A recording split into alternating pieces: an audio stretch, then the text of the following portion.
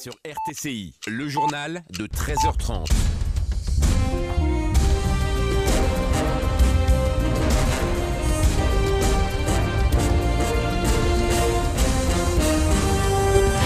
Mesdames et messieurs, bonjour. À Jendouba, route bloquée et tensions accrues dans la ville de Fernena. Des manifestants paralysent la ville et réclament notamment le droit au développement. Ouverture du Salon national de l'étudiant et de la formation professionnelle. Il s'agit d'encadrer les jeunes et permettre aux entreprises de choisir les formations appropriées à leurs employés. Syrie, le régime reprend rebelle un quartier clé au sud d'Alep. Coup d'envoi aujourd'hui du championnat national de football sous une nouvelle formule. Météo, ciel voilé, du vent et des températures de saison pour aujourd'hui. Grève générale aujourd'hui dans la ville de Fernena au gouvernorat de Jendouba. Les manifestants ont bloqué la route nationale numéro 17 qui passe par la ville. Ils réclament le départ de certains responsables et le droit au développement. Les détails avec notre correspondant Jamel Tibi. Les habitants de Fernena sont entrés ce matin en grève générale après le mouvement de débrayage organisé hier après l'événement dramatique de l'immolation par le feu d'un propriétaire d'un café à la suite d'un différend avec les services de la réglementation municipale. La grève a touché tous les secteurs excepté l'hôpital, la pharmacie et les boulangeries. Les citoyens avaient tenté hier d'incendier la bâtisse de la municipalité après la saisie par les services de contrôle et de réglementation de la municipalité des chaises appartenant aux dits cafetiers demeurant occupés illégalement le trottoir. Aujourd'hui, ils réclament des mesures urgentes en vue de créer un climat de confiance mutuelle à même de permettre aux commerçants d'exercer leurs activités commerciales en dehors de toute contrainte administrative. C'est la grogne chez les parents d'étudiants en médecine à l'étranger interdits de poursuivre leurs études en Tunisie. Ces étudiants ainsi que leurs parents entament un sit-in ouvert au sein du ministère de l'Enseignement supérieur en signe de protestation. Ils dénoncent une décision sans préavis jugée arbitraire et contraire au verdict du tribunal administratif. Les explications de l'un de ses parents à Mohamed Sahbi Rameh, il intervient au micro de Aïssa Khreichi.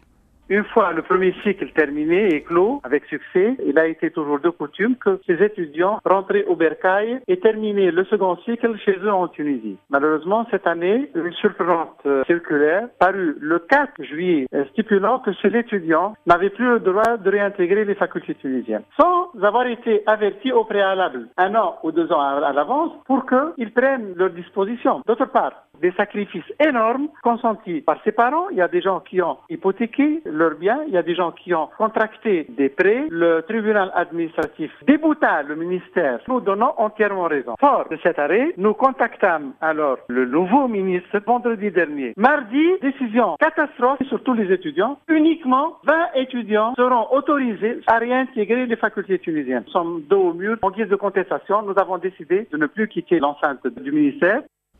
Nous avons par ailleurs contacté le ministère de l'Enseignement supérieur qui n'a pas souhaité s'expliquer sur le sujet. Le Salon national de l'étudiant, de la formation professionnelle et de l'emploi, édition 2016, ouvre aujourd'hui ses portes. À l'UTICA, l'opportunité de profiter d'un espace de rencontre entre professionnels, élèves, étudiants et parents. L'objectif de ce salon est double. D'un côté, assurer un meilleur encadrement des jeunes qui s'apprêtent à intégrer le marché de l'emploi et de l'autre, permettre aux entreprises de choisir des cycles de formation appropriés à leurs employés.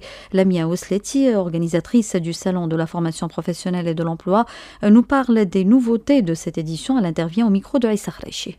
Cette année, c'est exceptionnel. On a visé les universités privées. On a à peu près une trentaine d'exposants entre universités privées et des centres de formation spécialisés. Entre autres aussi le ministère du Tourisme qui présente les centres de formation sous tutelle. Cette année, on a réservé un box pour les jeunes diplômés pour amener leur CV parce qu'il y aura des entreprises qui seront présentes rien que pour le recrutement. Pour cette édition, pratiquement toutes les spécialités sont demandées. À partir du niveau bac, on a des centres d'appel qui désirent recruter des jeunes diplômés. Toutes les spécialités pratiquement sont demandées dans le secteur de gestion, économie, engineering. Il faut penser aussi aux centres de formation parce que les centres de formation qui dépendent du ministère du Tourisme sont très demandés, tels que les chefs cuisiniers, les pâtissiers, les concierges, des centres de formation pour les hôtesses de l'air et les stewards, pour la haute couture et la mode, l'informatique, les langues. Une seule adresse pour retrouver tout le monde.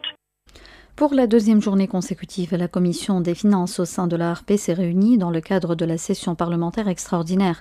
Cette réunion porte sur l'examen du projet de loi modifiant le décret-loi de 2011 relatif à la Caisse des dépôts et des consignations. Slim Besbes, membre de la commission, au micro de Zainoub Fels.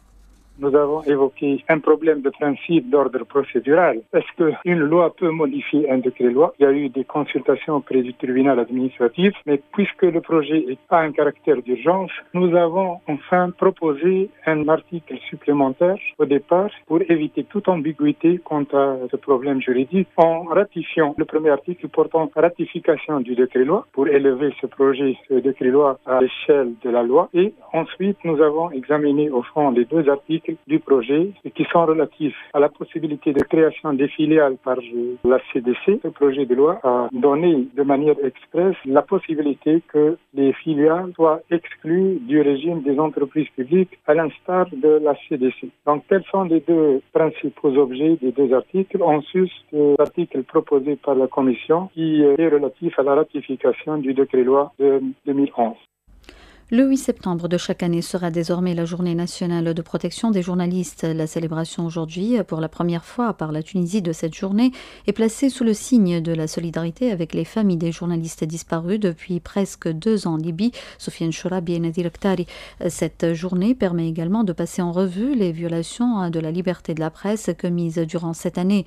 L'ONG Reporters sans frontières considère qu'il y a eu pas mal de progrès en matière de protection de la liberté de la presse en Tunisie, mais qu'il reste beaucoup à faire. Yasmine Kesha de Reporters sans frontières au micro de Nourhan Ben Mansoura.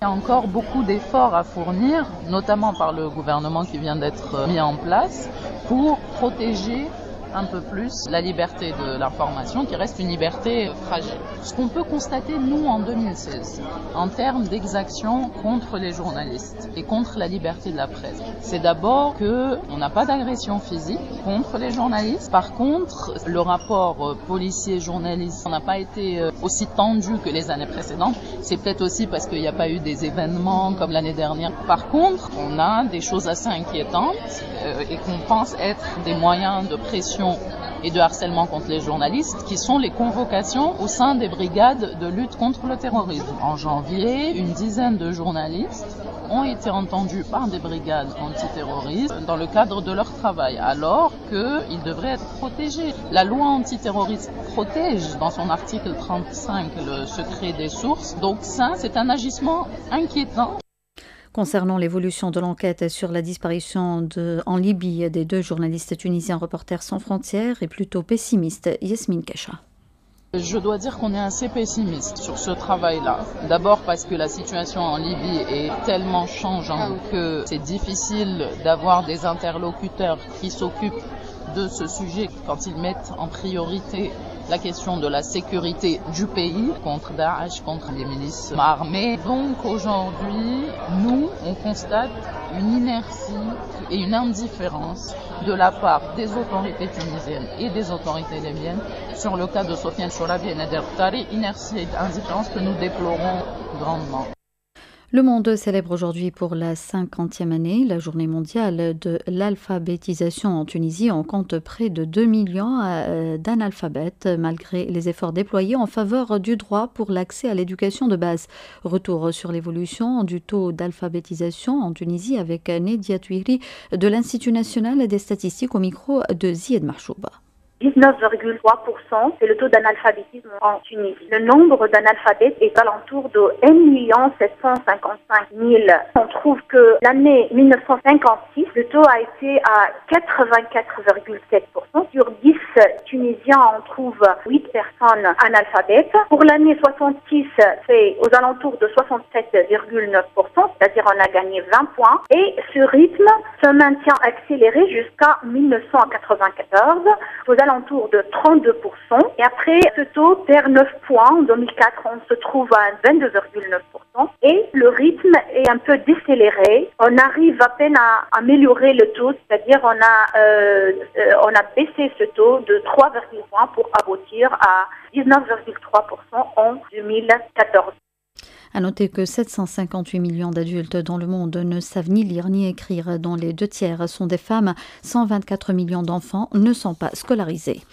L'armée syrienne a repris ce jeudi aux rebelles un quartier clé de la périphérie sud de la métropole d'Alep, au nord de la Syrie, réduisant presque à néant les gains réalisés par les insurgés dans cette zone depuis un mois.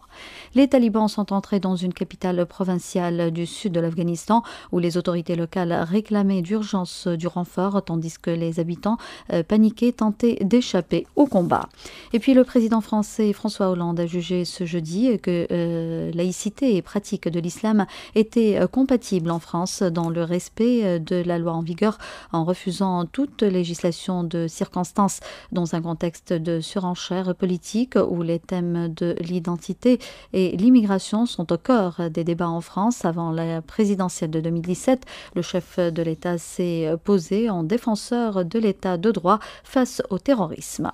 Sport, le coup d'envoi du championnat de la Ligue 1 professionnelle de foot, saison 2016-2017, sera donc donné aujourd'hui avec 2 matchs comptant pour la Poule B opposant le club sportif d'Amamlif au club africain d'une part et l'AS de la Marsa à l'ES Metlaoui d'autre part, tandis que le reste des rencontres auront lieu demain vendredi et après-demain samedi. Le championnat adopte cette saison une nouvelle formule avec une première phase composée de 2 poules de 8 équipes chacune et à l'issue de laquelle les 3 premiers de chaque groupe accéderont aux play-offs, tandis que les équipes classées de la 4e à la 7e place joueront le play-out et le dernier sera relégué en Ligue 2. La météo à la fin de cette édition, des passages nuageux sur la plupart des régions qui seront parfois abondants sur le nord et les régions côtières est, avec pluie isolée et temporairement orageuse. Le vent est de secteur nord assez fort près des côtes et faible à modéré à l'intérieur du pays. Les températures maximales seront comprises entre 26 et 30 degrés au nord et sur les hauteurs et entre 30 et 34 degrés ailleurs. Je vous rappelle les principales informations de cette édition avant de vous quitter. À Jandouba, route bloquée et tensions accrues dans la ville de Fernena. Des manifestants paralysent la ville et réclament notamment le droit au développement. Ouverture du Salon national de l'étudiant et de la formation professionnelle. Il s'agit d'encadrer les jeunes et permettre aux entreprises de choisir les formations appropriées à leurs employés. Et puis coup d'envoi aujourd'hui du championnat national de football sous une nouvelle formule. Ainsi prend fin cette édition. Merci de nous avoir prêté attention. L'équipe de la rédaction vous donne rendez-vous à 15h pour un flash d'actualité. Restez à l'écoute de RTCI.